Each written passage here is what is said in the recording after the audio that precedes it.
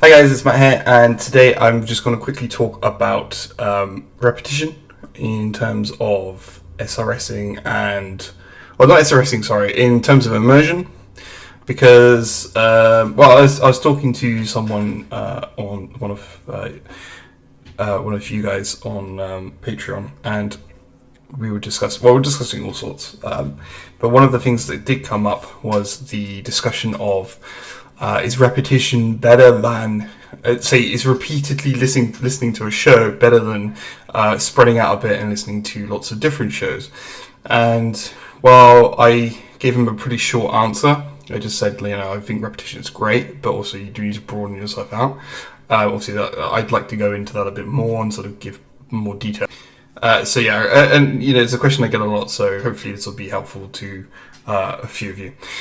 So essentially, from my experience, I spent the first 3 or 4 months of my listening, I guess, just constantly listening to Sword Art Online. What I did is I took the entire season 1 just season 1, yeah, and I converted it to MP3. So it's just an audio file. I put all the episodes on my phone, and at the time that was all my phone could handle. I could put like a few extra songs on there, I think, but that was about it. I couldn't really put anything else on there, and I didn't really have anything else in terms of immersion content because I wasn't aware of any sources that I could use. I just had Sword Art Online because it was one of the few shows that I really liked before learning Japanese that I'd already downloaded to my PC, so it was just easy to chuck on. And for months I listened to that. And there's a few reasons why. One of them was, I said, it was annoying and a pain in the ass to get new content. I didn't know of many sources, so I just kept listening to the same thing. Secondly, I enjoyed it. It was a show that I was familiar with. I'd watched it a few times over with English subs on before I'd even started learning Japanese, so I knew the plot, I knew the lines. I knew the lines. I knew the lines in English. I obviously didn't know them in Japanese. But yeah, so when I listened to them in Japanese, I would often someone would say something in Japanese and it'd be a phrase that they say based on the ambient noise and based on how they said it. I could recognize what English was said at that point, and some phrases kind of started coming to me because of that, and I started picking up a few bits and bobs. But it was very little. It was very subtle back then as well. But that did help. That was something that did help a little bit. I wouldn't recommend doing that constantly, watching the show with English subtitles and then watching it in just Japanese.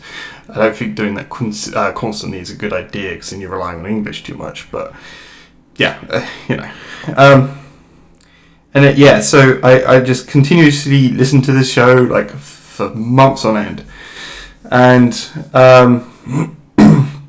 I didn't really branch off too much. And so what happened was I got really good at that one show, basically, and it made me feel like I progressed a lot, when in reality I hadn't progressed that much. But it was good. It was good for my motivation in that respect because it made me feel like I progressed a lot. It made it easier for me to progress. It was kind of it was a bit like a placebo effect. I felt like I was doing really good, and because I was doing really good, I stayed in a positive mood and therefore did really good. I learned quicker, and so that was pretty useful. But the issues started to come when I did switch over. So when I did switch over to a different show, I found immediately that show was incredibly difficult. I don't remember what show. It was probably something like Fullmetal Alchemist or something like that. That was one of the early ones I remember watching. And I can remember the show that I switched over to very difficult, and I can remember a few reasons why. And also, I forgot about a few reasons, but talking to this person, I remembered them. But one of the main things was the fact that at least looking back on it, this is probably what it was the fact that, so even though I heard words and I'd learnt words from SAO, from Sword Art Online, and I'd sentence mind them and stuff, even though I thought I'd learnt those words and that I knew them, if I listened to this new show and I saw them in the JP subs, whilst watching it, like, just sat on my computer, or if I did the Anki deck with it, I would be like, well, I know that word, why couldn't I hear it when I was, or why couldn't I get the entire sentence, or like I was listening to this episode earlier, and I didn't get this sentence, how come I didn't pick that up? And so I feel like if you get used to a show, you get used to the characters' voices and the way they speak, and you also get used to the same lines as well. So if you switch, you're not going to be used to how those different voice actors and different characters say things, say the same words slightly differently, because one word, it can be said a million different ways, right? If you think about any word in English, take the, for example. That the is going to be said completely differently by a Chinese person, by an Indian person. You get the point, right? People with different accents say things differently. So, and that's just one thing. Obviously, there's stress. There's all sorts of different types of things that can affect a way a word is said. And so you're not used to that. You've only heard the word said once or twice in a few different situations. And sure, you may have heard them over and over again in those situations, but you haven't heard them enough times in different situations to fully be able to hear them in those newer situations. So the idea is, I think, with repetition, is that you can get a good basis, and you can get a really good starting point from repeatedly listening to one piece of content, because it gives you a chance to learn loads of new words in context with a show that you know really, really well.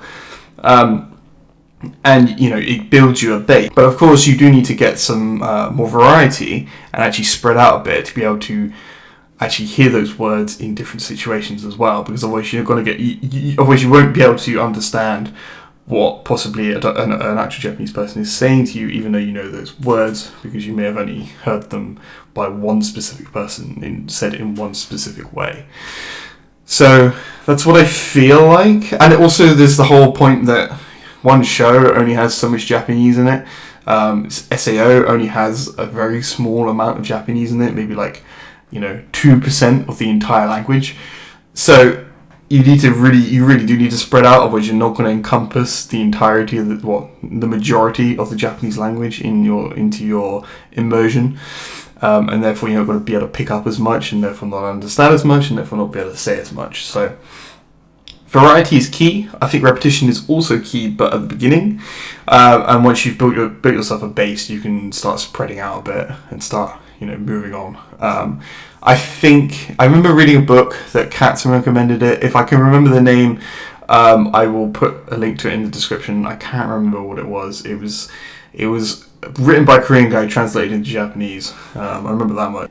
Basically, the book, paraphrasing here because I can't remember exactly what the book said. I read it a while ago, and I also read it when I wasn't able to read kanji that well, so I might be wrong here. But basically, in that book, I'm pretty sure the guy suggested that you should watch a show once, for 1 week, and repeatedly listen to it on your iPod or your phone during that week, and then switch to another show at the end of the week, and then keep doing that until you've nailed it, basically. And that was one of his methods, one of his tactics that he recommended using. And while I didn't do that myself, I obviously did switch it up.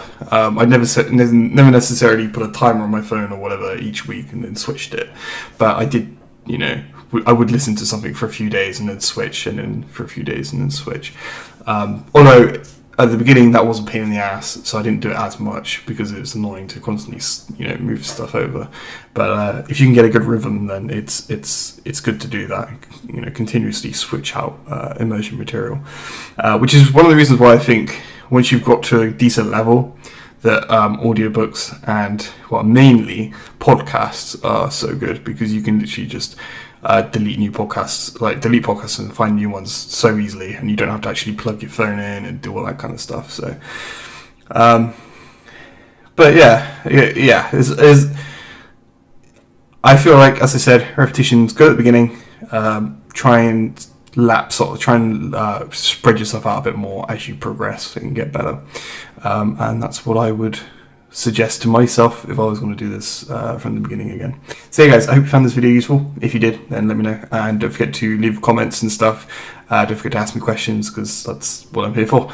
And I will hopefully get to the rest of the decks if I haven't made them all yet soon. I was just, as you guys know, I am busy, but I'm slowly getting there. I'm trying to make a couple, like one or two, at least one deck a day. So I'm trying to make a couple of decks a day whilst I'm doing work. And so yeah, hopefully I'll get around to all of yours soon. Obviously there are some that I can't do, and I'll let you know if I can't. But anyway, I'll see you guys in the next video. Thanks for watching. Bye.